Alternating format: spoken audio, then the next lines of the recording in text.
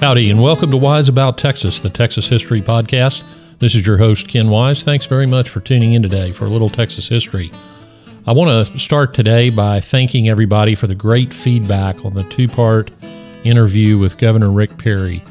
Governor Perry is the longest-serving governor in Texas history, 14 years, and that streak is not likely to be broken anytime soon. So it's a rare occasion you get to actually interview someone who has made Texas history. It was a lot of fun. I want to thank Governor Perry personally for his time and enthusiasm about not only the interview, but just his service to Texas and his love for this state. One of the things that I've mentioned on this episode before, and one of the things that I know affects many listeners of this podcast, is the idea that you start out researching something in Texas history and you discover all sorts of interesting characters and events, and you make some connections that you may not have known existed. Well, today's episode is one of those episodes. I had intended to do a fairly brief episode about a gun, and we are going to talk about a gun, a very rare gun. But it turned into a lot of information about some very interesting characters who had immigrated from Germany. We've covered German immigration before in several contexts on this podcast, and we're going to do it a little bit again from a bit of a different angle, using some interesting characters and interesting circumstances around the Civil War in the Hill Country. And we're going to start with a little trip to the Hill Country town of Sisterdale, Texas. So let's go back to Sisterdale in the 1800s and get wise about Texas. All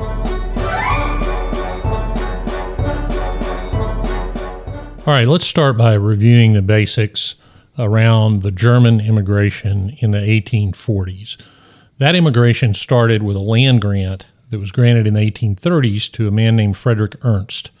And this would later become the town of Industry, Texas, in northwest Austin County. Later, as conditions in Germany got more difficult, there was a society formed called the Society for the Protection of German Immigrants in Texas. It was formed in a place, and you're going to have to forgive my German pronunciation or lack thereof, Biebrich am Rhein in 1842. And this, the German name for this association was called the Verein zum Schutze Deutscher Einwanderer in Texas, but it was commonly called the Adelsverein, so that's what we're going to call it.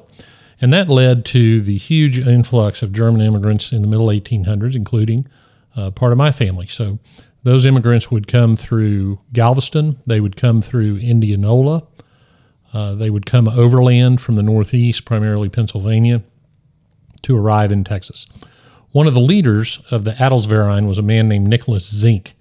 Zink was born in Bamberg, Bavaria in 1812. He was a civil engineer by training, and he came to Texas with his wife, Louise, in 1844. Now, I looked up the immigration records, and I believe he landed on a ship called the Herschel. Interestingly, the records reflect his name, Nicholas, spelled Nicolaus, Zinke with an E, Zinke, although when you see it written in history writings, you'll see it Zink.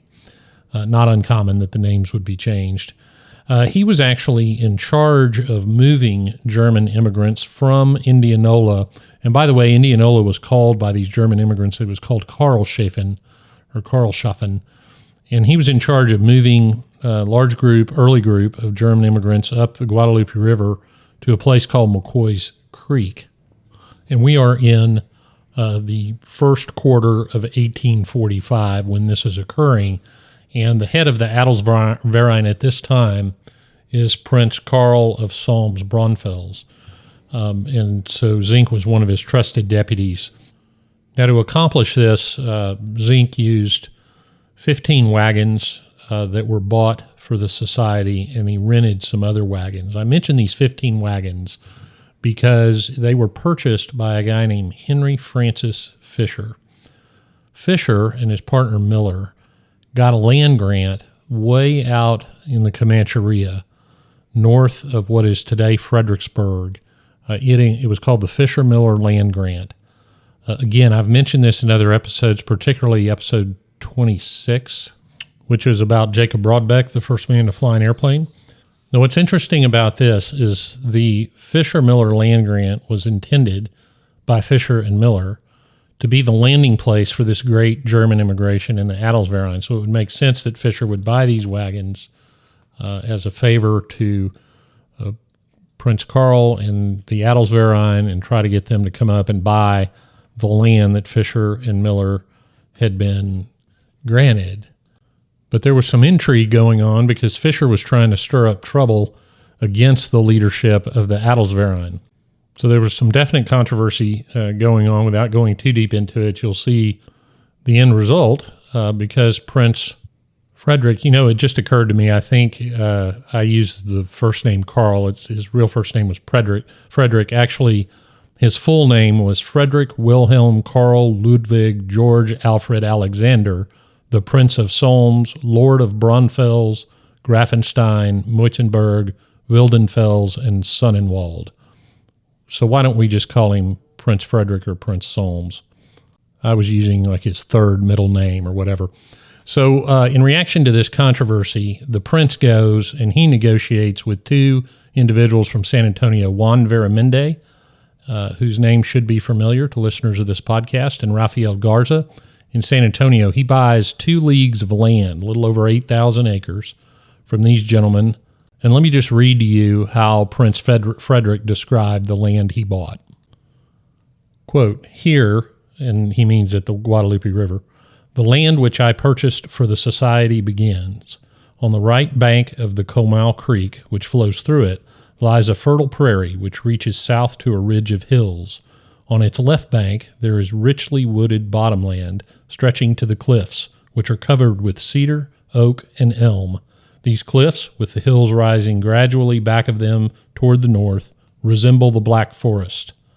Through the bottomland flows the Comal River, which, gushing out of the rock in 7 large springs, shortly reaches a width of 20 paces and, becoming larger and larger, rushes along like a swift mountain stream. Its water is very deep and clear as crystal." Close quote. On March 21st, 1845, Zink arrives with the immigrant wagons to begin the community. Zink actually surveyed the land, and that which Prince Frederick just described became the city of New Braunfels. Zink built, as the Germans camped while they waited to build their houses, Zink built a stockade around the camp, which everyone started calling Zinkenberg. And that's how New Braunfels got started, much to the dismay, no doubt, of Henry Fisher. All right, let's stay with Zink for a minute. In 1847, Zink left New Braunfels. Now, he intended to settle in Fredericksburg. Now, let me digress one more time. This, again, was in episode 26. This town of Fredericksburg was also somewhat of an accident when John Musebach took some settlers to, he was going to settle them on the Fisher-Miller Grant and found 2 streams converging and some great land. He was going to build a way station for the animals and decided they were just going to build a community. So they named it after Prince Frederick of Prussia, which was one of our Prince of Solms ancestors, and they called it Fredericksburg. So Zink leaves New Braunfels. He intends to go to Fredericksburg, but instead, a little bit north of Burney, he built his cabin on what was called Sister Creek. And that area ended up drawing more settlers in 1848 who were escaping the 1848 revolution in Germany. So let's digress one more time. This group of immigrants were called the 48ers. They were largely very well educated, very well placed in society, and they wanted to escape the revolution in Germany and settle where they were free to believe what they wanted and start a new life. Several German communities were formed by these folks, and they were known as the quote-unquote Latin communities. And the reason for that is that was a reflection of the high level of education among the settlers, because the Germans thought that understanding, speaking, writing Latin was the mark of the most educated. These Germans were also known as Freethinkers.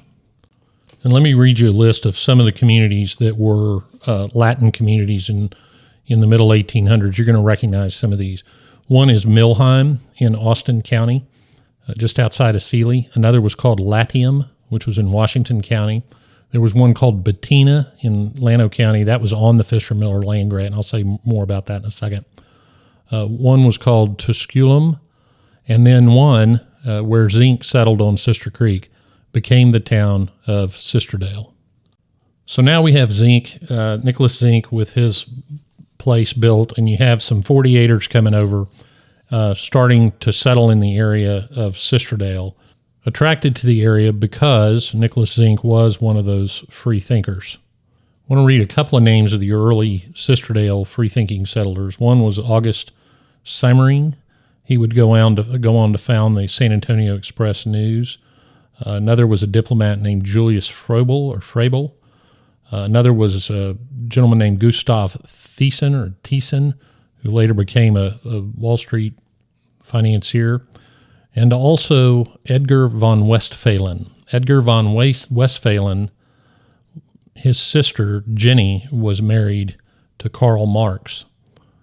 Why do I mention that? Well, the freethinkers, a lot of their philosophy was founded in communism. In fact, that community of Bettina that I mentioned earlier is often referred to as a communist community when it was formed. Now, again, a character from that community named Ferdinand Herf made an appearance in episode 26. Dr. Herf joined the communist community of Bettina. That community fell apart, and it fell apart reportedly because first of all communist societies fall apart, but they were arguing over who was doing more work than whom. And then Dr. Herf went on to become a capitalist, buying shares in the Jacob Broadback airplane project. The other thing that I read about Bettina was there was a large number of lawyers involved in the community. So who knows if that had something to do with its downfall. Anyway, some of those Latin communities still exist, but there's one more of the early settlers that we need to focus on for purposes of this episode, and that is Dr. Ernst Kapp. His name is spelled K-A-P-P. It's pronounced Kapp or Kapp. Nicholas Zink had sold his original place to the Holekamps, who then sold it to Ernst Kapp. Kapp was a geographer and philosopher. He was a professor in Germany. He arrived in 1849. Now, I pulled his immigration record, and it shows December 6th, 1849, the Kapp family, Ernst, Ida, Anthony, Alfred, Uli, Hedwig, and Wolfgang, arrived on the ship Franziska from Minden, destined for Kendall County, which would have been Sisterdale. So he had already made up his mind where he was going. One interesting thing about Kapp is late in his life, he had gone back to Germany by this time. He wrote a book, and I'm not even going to try to pronounce the German title, but it translates to Fundamentals of a Philosophy of Technical Science. And he addressed in that book sociological problems that could occur with the rise of machines. So he was a man certainly ahead of his time as we deal with AI today. Now, one of the interesting things about these German freethinkers is part of their philosophy included the abolition of slavery. Now, that was obviously a problem in pre-Civil War Texas, where slavery was legal.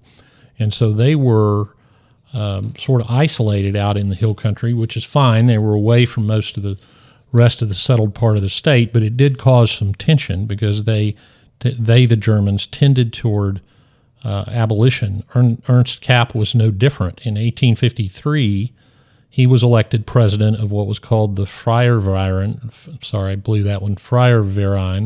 which means Free Society. And that was a freethinker society convening in San Antonio to advocate for political change. And they had a fairly extensive platform, but the abolition plank of that platform caused a lot of tension and a lot of anti-German sentiment. In fact, it was in Kendall County, near the town of Comfort, where a group of German unionists were shot down by the Confederate Home Guard. That's another story, which will get its own episode. But tensions were high. Now, what was Kapp doing day to day? Well, on the original Zinc property, he was operating a spa that was called Badenthal, and he was offering hydropathic cures using the mineral waters of the springs around Sisterdale. He called it Dr. Ernst Kapp's water cure. So he was basically running a spa. Now, here's where it gets interesting. These freethinkers were abolitionists and generally opposed to secession. Kapp was a justice of the peace at Sisterdale, and when the Civil War broke out, he was appointed by a Texas State Guard general, Robert Beckham, who was obviously going to be a Confederate officer as well. He was appointed the enrolling officer at Sisterdale, which means he signed up the volunteers to go fight for the Confederacy. And he was told to raise a company of soldiers. Dr. Kapp's oldest son, Alfred, was elected captain of the company. This is significant. Alfred had been to the eastern part of the United States, and it is said, which remember, when I use the phrase, when a historian uses the phrases, it is said, that means that I have no source for this. But it is said that Alfred had worked for a time at the Colt firearms factory in Hartford, Connecticut. So here we have this German abolitionist, Ernst Kapp, whose son is going to command a company of soldiers. What I don't know is exactly how many soldiers he enrolled. However, the Kapps went into the gun-making business. When the Civil War broke out, and this is the broadest of terms I'm going to speak in right now, but most of the industry in the United States was in the North. Most of the agriculture was in the South and the West. And so the Confederacy was destitute of industrial production capability, and yet was now engaged in a war that was going to require the production of armaments. So you have a lot of impromptu manufacturing in the Confederacy, and that's the business the Kapps went into, using Alfred's knowledge that he purportedly gained working for Samuel Colt. So the soldiers of Company F, Ward's Regiment, which is the company that Alfred Kapp commanded, took it upon themselves to begin work on these guns. Now, we do have some names that survive from this company that we think worked on the guns. Alfred Kapp, obviously, Hermann Kimmerling, Adolf Meusenberger, Rudolf Wipprecht, Karl Korath, Rudolf Korath, and Johann Korath. By the way, William Wipprecht, the son of one of the members of that company and was a linguist, ended up being the first professor of languages at Texas A&M University, my alma mater, in 1883. So there's a little side story for you Aggies out there. But he started out working on this gun. Well, what did they build? First of all, the gun looks suspiciously like a Colt Dragoon, which was produced as a result of some modifications to the Walker Colt in the 1840s, and it was produced up to, I want to say, right before the Civil War. It looks a lot like that. However, it's got a top strap like a Remington revolver of the time, so it was a little bit of a combination. And for the gun geeks out there, it had an overhead cylinder stop, which was under the top strap, and then it had an exposed part on the left that you would use to push the cylinder forward. And it's referred to in some descriptions as a pawl. I'm not a gunsmith, so the gunsmiths listening don't hold this against me, but it was a unique feature, and it was sort of made the revolver a little more fragile. But it's my information that this was copied directly from a Remington feature. So where were they making these guns? Well, they had set up shop in the blacksmith shop of Ernst Kapp's farm, and they were limited to only the tools, obviously, that they had available. One of the Korath brothers that I mentioned earlier, Rudolf, wrote some letters to his family. In one of the letters, he says, "We can't all work at the same time because we don't have the necessary tools," so production was pretty slow. They initially tried to cast part of the pistol in brass, but everybody was in such a hurry to make the gun that they didn't wait for it to dry appropriately. that wasn't going to work. So they switched to iron. They had to redesign the cylinder a couple of times. And one of these letters contains an interesting sentence. This is Rudolf Korth writing in 1862. He says this, quote, "It is very important that we make more progress than we have so far, because otherwise there is a danger that we may have to return to the regiment again." So it seems like this group got an exemption from service so that they could go build these guns, which would make some sense because the regiment would need firearms. Well, the end of the story is they could only end up producing 6 of these revolvers. Like many other Confederate guns, these revolvers are exceptionally rare, but I think the Sisterdale Revolver is probably the rarest of them all because of the 6. There is only one known to survive. The Korth family owned it for many years. It was placed in the Sophienberg Museum in New Braunfels. By the way, if you're ever in New Braunfels, go to the Sophienberg Museum. It's a wonderful museum. The gun was then in the collection of Charles Schreiner III. Many, many years ago, I had the opportunity to see some of the guns in Mr. Schreiner's collection, and I probably saw this revolver, but I wouldn't necessarily have known what I was looking at or its significance. So I'm not sure I did or not, but it was in Charles Schreiner III's massive gun collection. It was then in the Don Bryan collection. That was a collection of some of the rarest Confederate firearms. And I'm happy to say it's now owned by an individual who did not authorize me to use his name, but he is a friend of mine, known him a long time, great collector of Old West memorabilia, and hopefully that gun will be, the Sisterdale Revolver will be on display. I know that he has in the past displayed it at the Bullock Museum in Austin, and if I hear that it's going to be available to see, I will definitely put something out on social media. The story of the Sisterdale Revolver is really a story of German immigrants, some very interesting individuals involved in its manufacture, and it's also an interesting tale of a very difficult time in Texas history with people who were abolitionists and unionists, nevertheless, coming together to serve their country. Now we come to the part of the episode I call Getting There, where I'll tell you where to go see a couple of the things. The Kapp farm is in private hands. I am informed that many of the buildings have been restored, including the blacksmith shop. So I'm going to make a little bit of an effort to get out there, maybe get some pictures for y'all. The first German settlement, the land grant that I mentioned in Austin County, the town of Industry, Texas, is located on that grant. Industry is located between Belleville and Fayetteville in one of the prettiest areas of the state. You can get on State Highway 159, where it intersects Farm Road 109, and you'll be there. Sisterdale is at where Farm Road 473 comes into Farm Road 1376. If you get on 1376 in Bernie and go north, you will go through Sisterdale. If you keep going, you'll go through Luckenbach and end up on 290 just outside of Fredericksburg. If you're near Fredericksburg, get on 1376 going south, stop and have a beer at Luckenbach on your way to Sisterdale. We discussed in the episode how many of these German freethinkers were unionists. There was a massacre of some of them. There's a monument in Comfort, Texas on 4th Street, 422 4th Street in Comfort, which is near the Bernie, Sisterdale, Fredericksburg area. So if you're over there, go over to 4th Street and see that monument. We'll do an episode on that incident soon. There's many other places to see up in the area. The German Hill Country is one of my favorite parts of Texas. So spend some time up there and stop at your historical markers.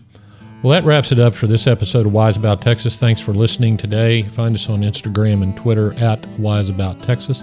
Like and share the Facebook page if you get a minute. And if you want to support the preservation and promotion of Texas history, go to patreon.com/wiseabouttexas. Thanks again for listening. Go out and do something for Texas today. And until next time, God bless Texas, and we'll see you down the road.